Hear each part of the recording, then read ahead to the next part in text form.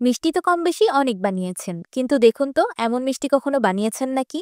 মাত্র ৩টি উপকরণে বানিয়ে নিলাম একদম ইউনিক ও ভিন্ন স্বাদের একটি মিষ্টি, যেটা একটা বা দুটো খেলে মন ভরবে না। এত নরম তুলতুলে ও রসালো যে মুখে দিতেই একদম মিলিয়ে যাবে, আর যাকেই বানিয়ে খাওয়াবেন আপনাকে বলবে একটা মিষ্টির দোকান দিতে। আসসালামু আলাইকুম everyone, I am chef Ishika. Welcome back to iFood channel. মিষ্টিটি বানানোর জন্য আমি প্রথমেই নিয়ে নিয়েছি ২ প্যাকেট ভার্মিসিলি সেমাই। অনেকে এগুলোকে লাল সেমাইও বলে থাকে। এবার আমি পরিমাণ মতো পানি দিয়ে সেমাইগুলোকে ভিজিয়ে নিব। এতটুকু পরিমাণ পানি দিতে হবে যেন সবগুলো সেমাই খুব ভালোভাবে ডুবে যায়। এবার আমি সেমাইগুলোকে এভাবে পানিতে ভিজতে রেখে দিব ৫ মিনিটের মতো। ৫ মিনিট পর সেমাইগুলো খুব ভালোভাবে ভিজে নরম হয়ে গিয়েছে। এবার আমি সেমাইগুলোর এক্সট্রা পানি খুব ভালোভাবে স্ট্রেইন করে নিব। কাজটা খুবই আলতোভাবে করতে হবে যেন সেমাইগুলো ভেঙে না যায়। তাহলে সেমাইগুলোর পানি ঝরতে থাক, এই সময়ে মিষ্টির শিরাটা তৈরি করে নিই। শিরার জন্য একটি মিল্ক পটে দিয়ে দিলাম ১ কাপ চিনি আর হাফ কাপ পানি। এবার চিনি আর পানি একসাথে খুব ভালোভাবে মিশিয়ে একটি বলক তুলে নিব।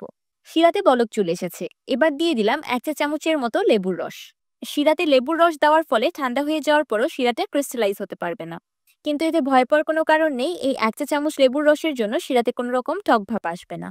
লেবুর রসটাকে শিরার সাথে খুব ভালোভাবে মিশিয়ে নিয়ে চুলার ফ্লেমটাকে অফ করে দিব। শিরাটাকে এর থেকে বেশি ঘন করা যাবে না, তাহলে পরবর্তীতে মিষ্টির ভিতর অবজর্ব হবে না। মিষ্টিগুলোকে তৈরি করার জন্য আমি একটি স্টিলের পিজা ট্রেতে ঘি ব্রাশ করে নিচ্ছি। আপনারা মিষ্টিগুলো তৈরি করার জন্য এখানে যে কোনো স্টিলের প্লেটও ব্যবহার করতে পারবেন, কোনো অসুবিধা নেই। এইদিকে সেমাইয়ের পানিগুলো খুব ভালোভাবে ঝরে গিয়ে সেমাইগুলো শুকনো হয়ে গিয়েছে। এবার অল্প একটু সেমাই নিয়ে হাতের সাহায্যে পেঁচিয়ে পেঁচিয়ে মিষ্টির শেপ দিয়ে দিব। আশা করছি আপনারা দেখেই বুঝতে পারছেন আমি কিভাবে করছি। এই পর্যায়ে সেমাইগুলো খুব বেশি নরম আছে, তাই এই শেপ দেওয়ার কাজটা খুবই আস্তে ধীরে সময় নিয়ে করতে হবে যেন সেমাইগুলো ভেঙে না যায়।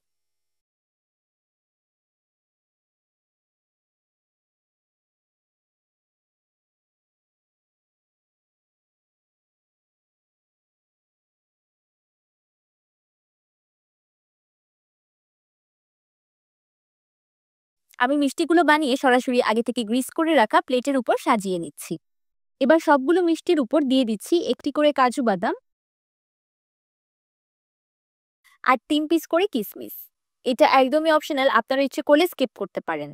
তাছাড়া এখানে কিসমিস আর কাজু বাদামের পরিবর্তে আপনাদের পছন্দ অনুযায়ী যে কোনো ড্রাই ফ্রুটস ব্যবহার করতে পারেন।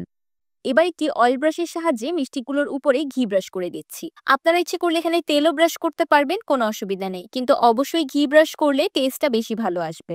আমি ২ টেবিল চামচের মতো ঘি সবগুলো মিষ্টিতে ব্রাশ করে নিয়েছি। এখন মিষ্টিগুলোকে বেক করার পালা।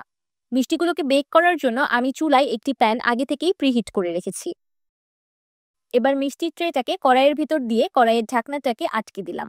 এখন চুলার একদম লো আছে মিষ্টিগুলোকে বেক করে নিব ৩০ থেকে ৪০ মিনিটের মতো।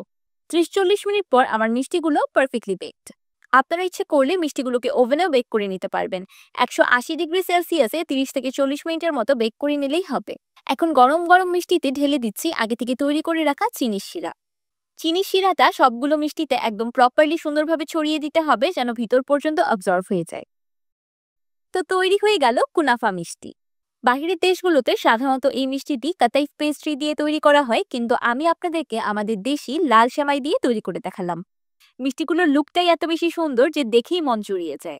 কিন্তু শুধু দেখতেই যে সুন্দর তা কিন্তু নয়, খেতেও দারুণ মজাদার। যারা কুনাফা চকলেট বা ক্রিম কুনাফা পছন্দ করেন তাদের কাছে তো এই মিষ্টিটা খুব বেশি ভালো লাগবে।